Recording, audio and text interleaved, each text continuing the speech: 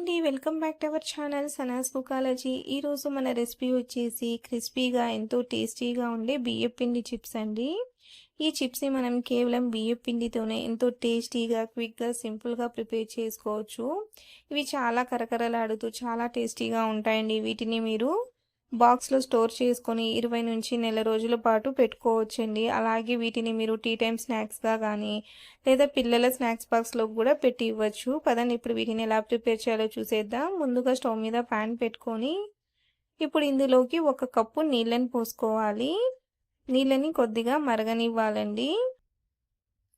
నీళ్ళు ఇలా మరుగుతున్నప్పుడు ఇప్పుడు ఇందులోకి రుచికి సరిపడా ఉప్పు, 1/2 టీ స్పూన్ పసుపు, 1/2 టీ స్పూన్ కారపొడిని, అలాగే సన్నగా తరిగిన 1 టేబుల్ స్పూన్ కరివేపాకు, సన్నగా తరిగిన 1 టేబుల్ స్పూన్ కొత్తిమీరని, అలాగే ఒక 2 టేబుల్ స్పూన్ల నూనెను వేసుకోవాలండి.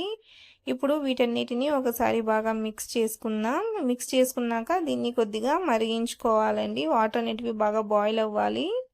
చూడండి, వాటర్ ఇలా బాయిల్ అవుతున్నప్పుడు మంటని లో ఫ్లేమ్లో పెట్టుకొని పొడి బియ్య పిండిని 1 కప్పు తీసుకొని ఈ విధంగా కొద్ది కొద్దిగా వేసుకుంటూ దీన్ని ఈ విధంగా బాగా కలుపుకోవాలండి. మంటని లో ఫ్లేమ్లోనే పెట్టుకోవాలండి. చూడండి, ఈ విధంగా దీన్ని ఈ విధంగా బాగా మిక్స్ చేసుకోవాలి. ఇది బాగా మిక్స్ అయిపోతుందండి. చూడండి, ఈ విధంగా మిక్స్ అయినాక ఇప్పుడు మనం స్టవ్ని ఆఫ్ చేసేసుకోవాలి. ఇప్పుడు దీని మీద మనం మూతను పెట్టేసుకొని ఒక 5 నిమిషాల పాటు దీన్ని ఇలాగే వదిలేయాలండి. 5 నిమిషాల తర్వాత దీన్ని మనం ప్లేట్లోకి తీసుకుందాం. ఇది గోరువెచ్చగా ఉన్నప్పుడు ఈ విధంగా మనం బాగా ఈ విధంగా చేతులతో ప్రెస్ చేసుకుంటూ దీన్ని బాగా కలుపుకోవాలండి. కనీసం ఒక 3-4 నిమిషాలైనా కలుపుకోవాలి. చూడండి, ఈ విధంగా చేతులతో బాగా ప్రెస్ చేసుకుంటూ దీన్ని కలుపుకోవాలండి బాగా సాఫ్ట్గా. అప్పుడే మన చిప్స్ అనేటివి కరకరలాడుతూ చాలా టేస్టీగా వస్తాయి.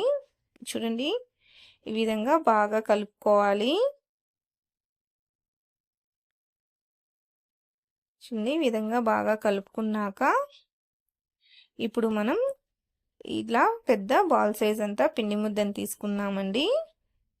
దీని ఈ విధంగా రౌండ్గా చేసుకొని పక్కన పెట్టేసుకోవాలి. ఈ పిండి అనేది ఆరిపోకుండా ఉండడం కోసం తడి క్లాత్ని దీని మీద ఈ విధంగా వేసుకొని కవర్ చేసుకోవాలి.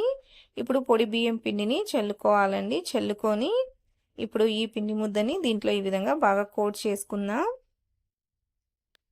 కోట్ చేసుకొని ఇప్పుడు దీన్ని ఈ విధంగా ఒత్తుకోవాలండి. మరీ పలుచగా లేకుండా అలానే మరీ మందంగా కాకుండా మీడియం థిక్నెస్తో దీన్ని ఈ విధంగా మనం ఒత్తుకోవాలి. చూడండి, ఈ విధంగా ఒత్తుకున్నాక ఇప్పుడు ఎడ్జెస్ని ఈ విధంగా కట్ చేసేసుకున్నామండి. చూడండి, ఈ విధంగా ఎడ్జెస్ని కట్ చేసేసుకొని పక్కన పెట్టేసుకుందాం. ఇప్పుడు మనకు నచ్చిన షేప్లో మనకు నచ్చిన సైజులో చిప్స్ లాగా కట్ చేసుకోవాలి. నేనైతే స్క్వేర్ షేప్లో కట్ చేసుకుంటున్నాను. మీరు కావాలంటే డయాంగిల్ షేప్లోనైనా డైమండ్ షేప్లోనైనా లేదా ఏదైనా క్యాప్ రౌండ్గా ఉండే క్యాప్ తీసుకొని రౌండ్ షేప్లోనైనా మీరు వీటిని కట్ చేసుకోవచ్చండి. చూడండి, ఈ విధంగా కట్ చేసుకోవాలి. పీసెస్ని అస్సలు అతుక్కోవండి. చూడండి, ఈ విధంగా అన్నిటినీ తీసుకొని ఒక ప్లేట్లోకి పెట్టేసుకుందాం. చూడండి, అన్నిటినీ ఈ విధంగా ప్లేట్లోకి పెట్టేసుకోవాలండి. ఇది ఒకదాని మీద ఒక వేసుకున్నా కూడా అస్సలు అంటుకోవండి. ఇప్పుడు వీటిని మనం డీప్ ఫ్రై చేసుకుందాం. ఇందుకోసం స్టవ్ మీద ప్యాన్ పెట్టుకొని డీప్ ఫ్రైకి సరిపడా ఆయిల్ పోసుకోవాలి. ఆయిల్ అనేది బాగా కాగనివ్వాలండి. ఆయిల్ వేడైందో లేదో చూడడం కోసం కొద్దిగా పిండిని వేసి చూద్దామండి. చూడండి, ఇది పైకి వచ్చేస్తుంది. ఇప్పుడు మనం స్టవ్ని మీడియం ఫ్లేమ్లో పెట్టుకొని మనం కట్ చేసి పెట్టుకున్న చిప్స్ని దీంట్లోకి సరిపడా వేసేసుకోవాలి. వేసేసుకున్న వెంటనే వీటిని మనం కదపకూడదండి. ఒక 2 నిమిషాల పాటు ఇలాగే వదిలేయాలి. ఇవి చక్కగా పైకి తేలుతాయండి. 2 నిమిషాల తర్వాత చూడండి, ఇవన్నీ పైకి తేలాయి. ఇప్పుడు వీటిని మనం ఈ విధంగా మిక్స్ చేసుకుంటూ లైట్ గోల్డెన్ కలర్ వచ్చేంత వరకు ఫ్రై చేయాలండి. వీటిని మనం మీడియం ఫ్లేమ్లోనే ఫ్రై చేయాలి. హై ఫ్లేమ్లో ఫ్రై చేస్తే ఇవి పైనుంచి కలర్ వచ్చేస్తాయండి. లోపల అనేది ఇవి కొంచెం పిండి పిండిగానే ఉండిపోతాయి. అలాగే చూడండి, ఆయిల్లో కూడా బబుల్స్ రావడం తగ్గిపోయిందండి. మన చిప్స్ కూడా చక్కగా ఫ్రై అయిపోయాయి. ఇప్పుడు వీటిని మనం ఆయిల్లో నుంచి తీసేసుకుందాం. ఇలాగే మిగతా చిప్స్ని కూడా మీరు సేమ్ ప్రాసెస్లోనే ఫ్రై చేసుకోవాలండి. ఫ్రై చేసుకొని ఈ విధంగా ఆయిల్లో నుంచి తీసేసుకొని ఒక టిష్యూ పేపర్ వేసుకున్న ప్లేట్లోకి తీసేసుకోండి. అంతేనండి, ఎంతో క్రిస్పీగా టేస్టీగా ఉండే మన బియ్యపిండి చిప్స్ అనేటివి రెడీ అయిపోయాయండి. చూడండి, ఎంత క్రిస్పీగా వచ్చాయో చూడండి. అన్ని చిప్స్ కూడా ఇంతే క్రిస్పీగా ఉంటాయండి. అలాగే ఇవి తినడానికి కూడా చాలా చాలా టేస్టీగా ఉంటాయండి. మీరు ఒకసారి బియ్యం పిండితో ఈ విధంగా చిప్స్ని ట్రై చేసి చూడండి. మళ్ళీ మళ్ళీ ఇదే చిప్స్ని ఇదే ప్రాసెస్లో చేసుకొని తింటారండి. అంత బాగుంటాయండి ఇవి.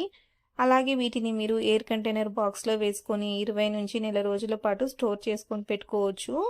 మీరు కూడా తప్పకుండా ఈ బియ్యపిండి చిప్స్ని ఒకసారి ట్రై చేసి చూడండి. మీకు ఈ రెసిపీ ఎలా అనిపించిందో నాకు తప్పకుండా కామెంట్లో తెలియచేయండి.